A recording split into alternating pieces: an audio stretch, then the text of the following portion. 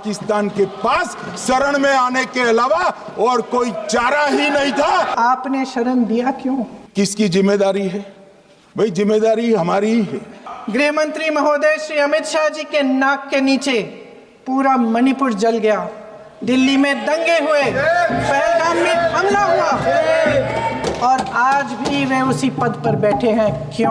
उन्होंने हमारे रिहायशी इलाकों पर हमला किया, फिर भी हमने इनके रिहायशी इलाकों पर हमला नहीं किया। सिर्फ इनके एयरबेस और एयर डिफेंस सिस्टम को निशाना बनाया और उनकी आक्रमण करने की क्षमता को पंगु कर रख दिया। हमारी पूरी सेना, पूरी वायुसेना, पूरी नौसेना अक्षुण्ण थी और उनकी हमला करने की क्षमता को हमने छिन्न विछिन्न कर दिया। पाकिस्तान के पास शरण में आने के अलावा और कोई चारा ही नहीं था। इसलिए मान्यवर, इसलिए 10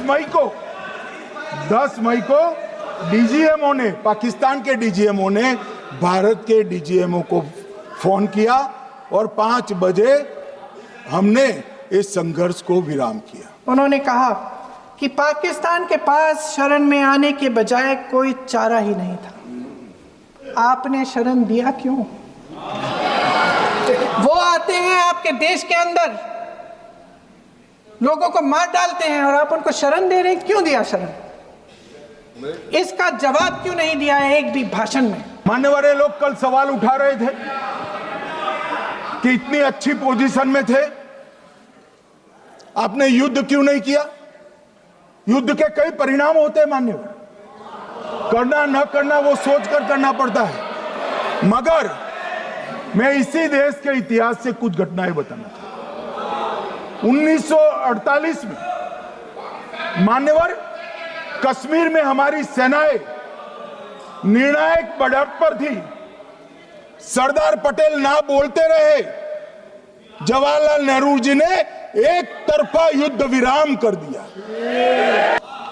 मान्यवर, 71 में कल राजनाथ जी ने भी बताया, पूरे देश ने इंदिरा जी का समर्थन किया। उन्होंने पाकिस्तान के 2 टुकड़े कर दिए। बहुत बड़ी विजय थी भारत की और सदियों तक भारत इस विजय पर गर्व करेगा। हम सब भी करते हैं, हमें कोई आपत्ति नहीं। मगर हुआ क्या मान्यवर? युद्ध की विजय की चकाचौंध में क्या हुआ? 93 हजार युद्ध बंदी हमारे पास थे, 93 हजार, और 15,000 वर्ग किलोमीटर क्षेत्र पाकिस्तान का हमारे पास था। मगर शिमला में समझौता हुआ, पाक ऑक्यूपाई कश्मीर मांगना ही भूल गए। जैसे ये बात उठी, शरण की बात की हमारे गृह मंत्री जी ने, इतिहास में चले गए। नेहरू ने क्या किया, इंदिरा गांधी ने क्या किया, यहां तक कि मेरी मां के आंसुओं तक चले गए। लेकिन इस सवाल का जवाब नहीं दिया कि ये सीज फायर हुआ क्यों, ये जंग रुका क्यों, और तब क्यों रुका जब दुश्मन के पास कोई चारा नहीं था हमारे श्रेय में आने के बजाय। मैं सलमान खुर्शीद जी को भी याद करना चाहता हूं। एक बार मैंने बड़े सवेरे में नाश्ता करता था, टीवी पर उनको रोते हुए देखा। मुझे लगा क्या हुआ, कोई बड़ी घटना हो गई। तो रोते रोते वो श्रीमती सोनिया गांधी के घर से बाहर आ गए कि बाटला हाउस की घटना देखकर सोनिया जी फूट फूट कर रो पड़ी। अरे रोना था तो शहीद मोहन शर्मा के लिए रोते, बाटला हाउस के आतंकवादियों के लिए रोना आता है। मेरी माँ की आंसू की बात किए, मैं इसका जवाब देना चाहती हूँ। मेरी माँ के आंसू तब गिरे जब उनके पति को आतंकवादियों ने शहीद किया, जब वे मात्र 44 साल की थी। और आज अगर मैं इस सदन में खड़ी हूँ और उन 26 लोगों की बात कर रही हूँ, मैं इसलिए कर रही हूँ क्योंकि मैं उनका दर्द जानती हूँ, महसूस करती हूँ। 2004 के दिसंबर में कोटा कानून रद्द हुआ। 2005 में अयोध्या में रामलल्ला के टेंट पर हमला हुआ, आतंकवादी मारे गए। मुंबई लोकल ट्रेन 2005 में रामलल्ला पर हमला, 6 में मुंबई ट्रेन में बम धमाके, 187 लोग मारे गए। 2006 डोडा उधमपुर में हिंदुओं पर हमला, 34 लोग मारे गए। 2007 हैदराबाद 44 लोग मारे गए। 2007 यूपी लखनऊ वाराणसी 13 लोग मारे गए। रामपुर सीआरपीएफ कैंप वहां पर हमला हुआ 2008 में। 2008 में श्रीनगर के आर्मी के काफिले पर हमला हुआ, 10 सुरक्षा बल मारे गए। मुंबई आतंकी हमला 2008 में हुआ, 246 लोग मारे गए।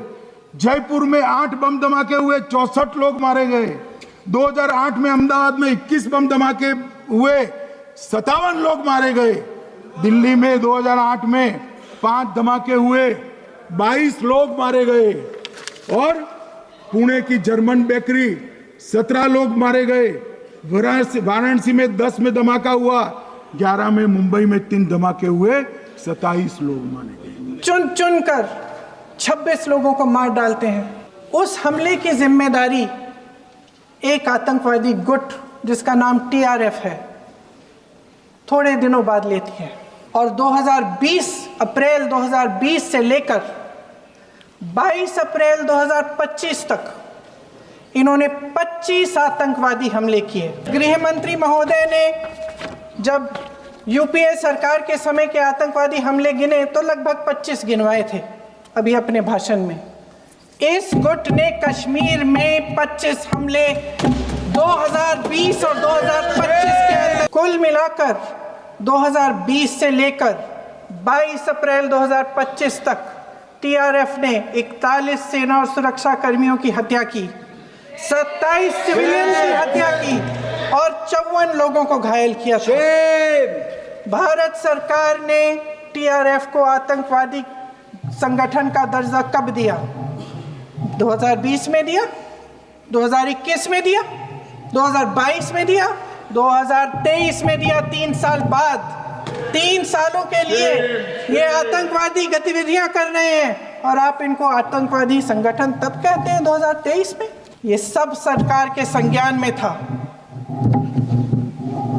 और आप मुझे बताना चाहते हैं, सत्ता पक्ष के नेता बताना चाहते हैं कि ये सब आपके संज्ञान में था, लेकिन कोई भी एक ऐसी एजेंसी नहीं है हमारी सरकार की जिसको पता चला कि ऐसा हमला, ऐसा भयानक हमला होने जा रहा है हमारे देश में, कि पाकिस्तान में बैठे हुए इस हमले की योजना बन रही है कि हम भारत जाके हैवानियत करेंगे, 26 लोगों को मार डालेंगे और हमें पता ही नहीं है।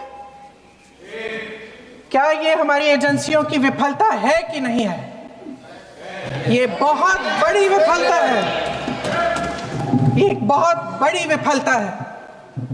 जानते थे कि ये गुट है, जानते थे कि 5 सालों से ये आतंकवादी हमले कर रहा है, अध्यापकों को मारा, आर्मी के बड़े बड़े अफसरों को मारा, आम जनता को मार डाला, पुलिस वालों को मार डाला, और आप इन पे निगरानी नहीं रख रहे थे। अब मान्यवर कल पूछते थे कहां से आए, कहां गए, किसकी जिम्मेदारी है?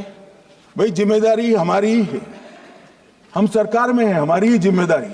मगर मैं पूछता हूं जब आप सरकार में थे तब क्या क्या हुआ था, इसकी जिम्मेदारी किसकी थी और क्यों निर्वहन नहीं किया, वो भी बाद में पूछूंगा। कल सत्ता पक्ष और आज भी सत्ता पक्ष के नेताओं ने 2008 के मुंबई के हमलों का जिक्र किया, बार बार कहा कि मनमोहन सिंह जी की सरकार ने कुछ नहीं किया। ये तो जानकारी होगी ना कि उसी समय जब वो आतंकवादी हमला चल रहा था तभी उन आतंकवादियों को मार डाला था, एक बचा था और उसको भी फांसी दे दी थी 2012 में। महाराष्ट्र के मुख्यमंत्री ने इस्तीफा दिया, देश के गृह मंत्री ने जिम्मेदारी लेकर इस्तीफा दिया। राजनाथ जी तो पुलवामा, उरी और पठानकोट के समय गृह मंत्री रहे थे, आज वे रक्षा मंत्री हैं।